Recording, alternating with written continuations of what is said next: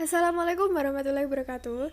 Di sini saya Mutiara Nabila absen 26 dari kelas 11 MIPA 4 akan sedikit menjelaskan tentang hubungan internasional. Apa sih hubungan internasional itu?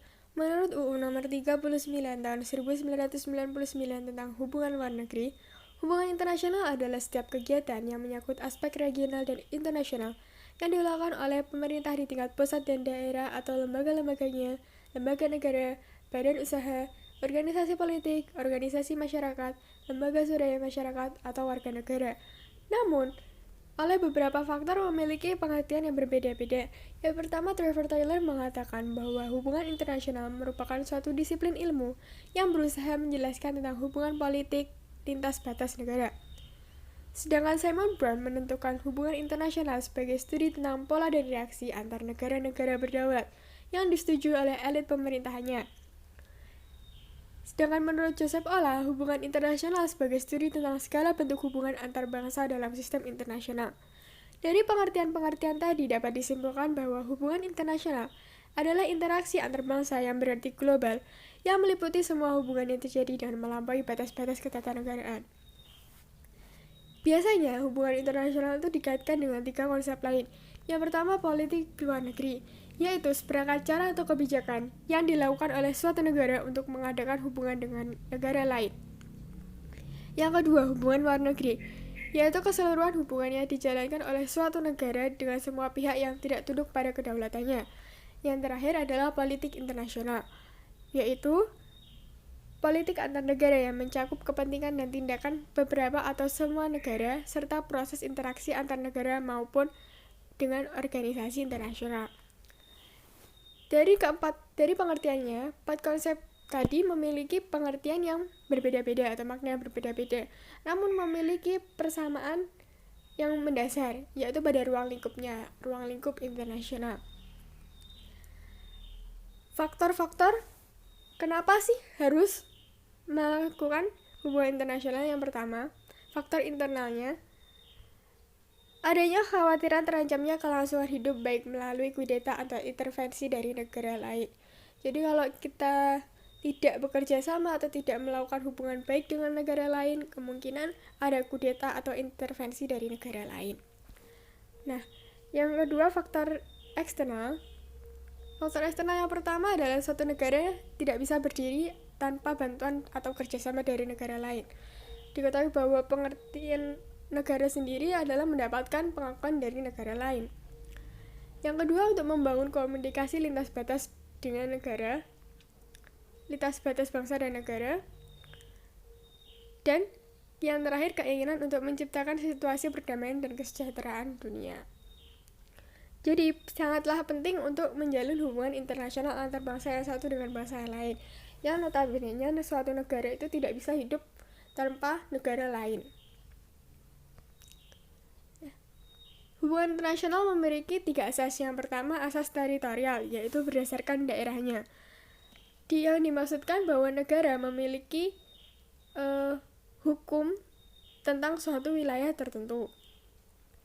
Yang kedua, asas kebangsaan. Yang dimaksud asas kebangsaan di sini didasarkan sebuah wewenang negara melindungi warga negaranya. Jadi, warga negara berhak dilakukan sesuai hukum negaranya meskipun di negara lain. Dan yang terakhir adalah asas kepentingan umum. Ini didasarkan oleh wewenang negara untuk melindungi dan menganut sesuatu kepentingan dalam hidup bermasyarakat. Jadi negara memiliki wewenang untuk mengatur semua kepentingan warga negaranya. Semua kepentingan warga negaranya. Hubungan internasional memiliki tujuan-tujuan yang banyak. Di antaranya sebagai berikut. Yang pertama, untuk memenuhi kebutuhan warga negara yang bersangkutan. Yang kedua, untuk menjalin sebuah kerjasama dengan negara lain. Yang ketiga, untuk membangun peluang dalam pemasaran produk dari dalam negeri ke luar negeri. Yang keempat, untuk menciptakan sebuah keadilan dan kesejahteraan bagi seluruh rakyat di dunia. Dan yang terakhir adalah untuk menciptakan rasa saling pengertian antar bangsa dalam membina dan menegakkan suatu perdamaian. Hubungan internasional memiliki beberapa pola, 3 pola. Yang pertama, pola penjajahan, yaitu penghisapan satu bangsa oleh bangsa lain. Jadi biasanya ada suatu negara sangat membutuhkan sumber daya alam dari negara yang lain. Nah, dia menjajah negara tersebut untuk mendapatkan sumber daya yang ingin didapatkan, bukan untuk diminta atau untuk melakukan kerjasama jual beli, tetapi ingin menguasai. Nah, yang kedua, pola ketergantungan. Ini biasanya dilakukan oleh negara yang ya terlalu menggantungkan diri dengan negara lain, yang biasanya dilakukan oleh negara berkembang ke negara maju. Jadi negara berkembang membutuhkan modal untuk pembangunan di negaranya. Namun karena kesulitan modal, sangat menggantungkan pada negara maju yang memiliki modal yang lebih besar. Nah, yang ketiga adalah pola sama derajat. Nah, pola ini sulit untuk diwujudkan, tapi sangat baik, sangat ideal dari dua pola yang lain. Karena saling menguntungkan, tidak berat sebelah. Jadi saling mensejahterakan negara yang satu dengan negara yang lainnya.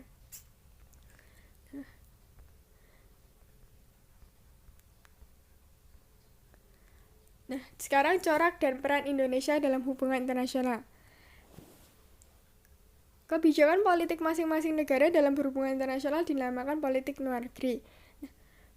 Corak-coraknya itu memiliki corak yang berbeda-beda antara setiap negara satu dengan negara yang lain. Sedangkan di Indonesia memiliki corak yang tertulis pada pembukaan UUD NKRI tahun 45 pada alinea keempat tentang tujuan negara, yaitu ikut melaksanakan ketertiban dunia yang berdasarkan kemerdekaan, perdamaian abadi, dan keadilan sosial. Itulah corak dari politik luar negeri yang dijalankan Indonesia. Jadi menciptakan perdamaian, keadilan sosial, dan melaksanakan ketertiban berdasarkan kemerdekaan. Peran Indonesia itu sangat banyak, tetapi ini bisa disebutkan yaitu Indonesia tergabung dalam pasukan perdamaian PBB. Yang kedua, Indonesia menjadi pemersatu berdirinya ASEAN. Dan yang terakhir adalah Indonesia dipercaya untuk turut menyelesaikan beberapa konflik regional. Jadi itu peran Indonesia terhadap hubungan internasional dengan negara-negara lain. Nah, sudah selesai materi tentang hubungan internasional. Kurang lebihnya mohon maaf. Terima kasih atas perhatiannya. Wassalamualaikum warahmatullahi wabarakatuh.